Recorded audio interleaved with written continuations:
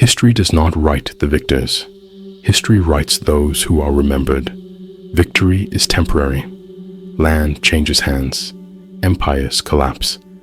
But memory remains. There are some names, the moment they are spoken, they carry weight. They command respect. Even after centuries, they demand silence. And then there are other names. Names that feel tainted the moment they leave the mouth. Because humanity can forgive many things, but never betrayal.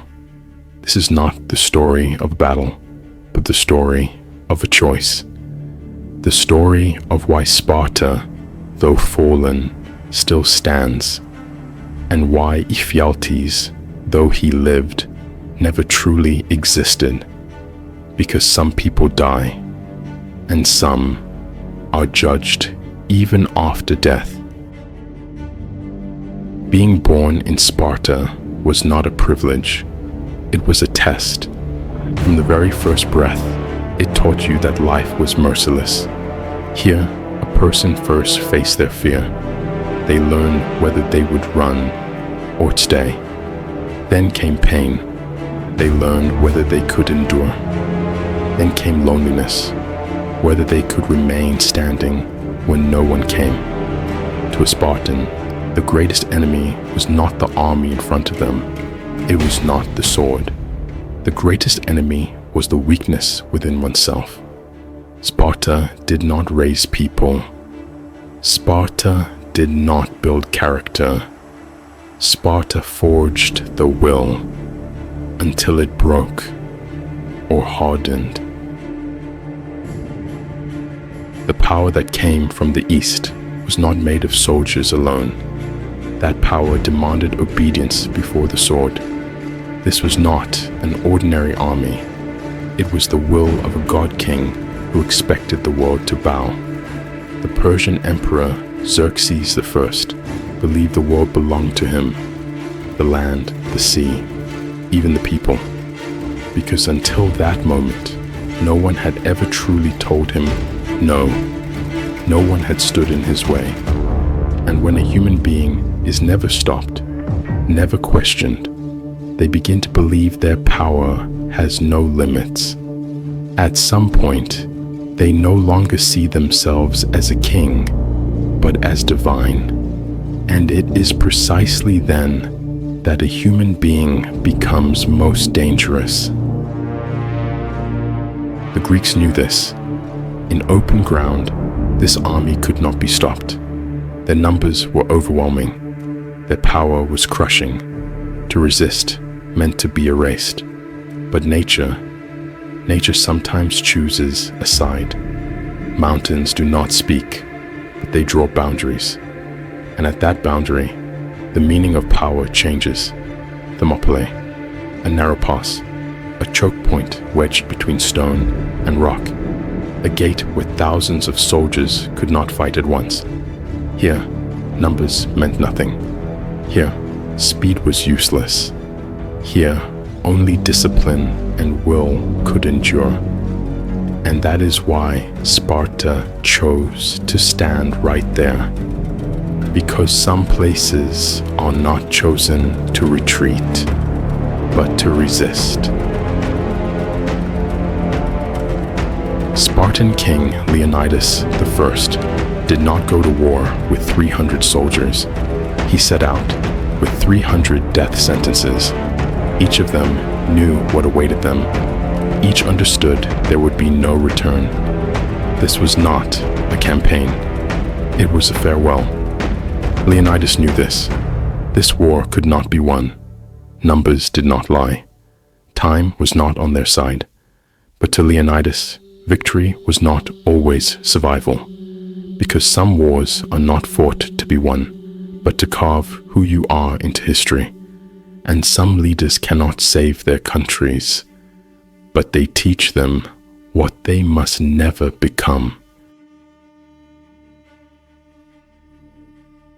The Persian army attacked, and it stopped. They attacked again, and once more it stopped. They came in waves, shouting, running, trusting in their numbers, and each time they broke and fell back. The Spartans did not shout. They did not charge in rage. They did not celebrate. They simply stood their ground, shields locked, spears extended, not a single step back. In that moment, the world understood this. A controlled human being is stronger than an uncontrolled crowd. And discipline, when held without fear, can be deadlier than the largest army.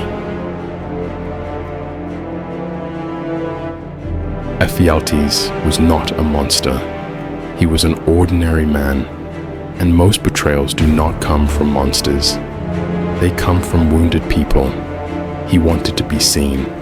He wanted to be accepted. He wanted to feel that he belonged somewhere. But he did not wait.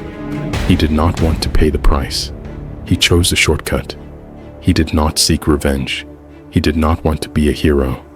He only wanted to matter. He revealed a mountain path, a silent route, a hidden passage, and with that single step, he did not betray just an army. He betrayed a legend. When Leonidas received news of the betrayal, he could have fled. He could have withdrawn. He could have left the battlefield to fight another day in another place.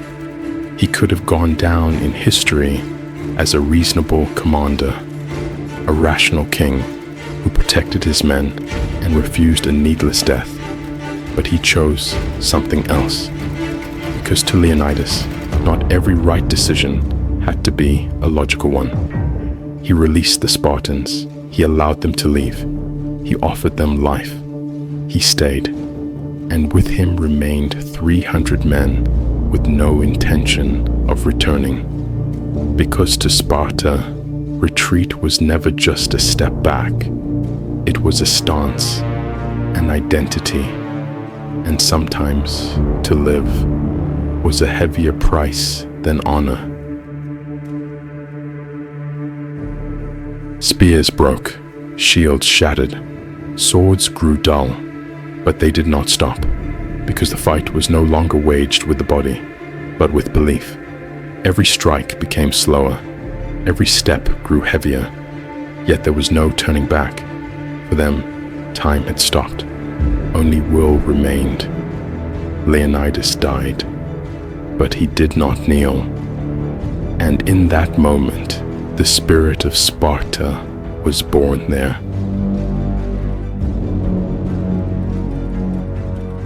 Ephialtes expected a reward. He expected gold, protection, a place at someone's side. But history gave him only one thing: loneliness. Neither the victors claimed him, nor the defeated forgave him, because a traitor is dangerous to everyone. No one trusted him. At the sound of his name, men stepped back. Wherever he went, the same whisper followed. His name became bound to cowardice, stripped of honor, and that mark was heavier than gold.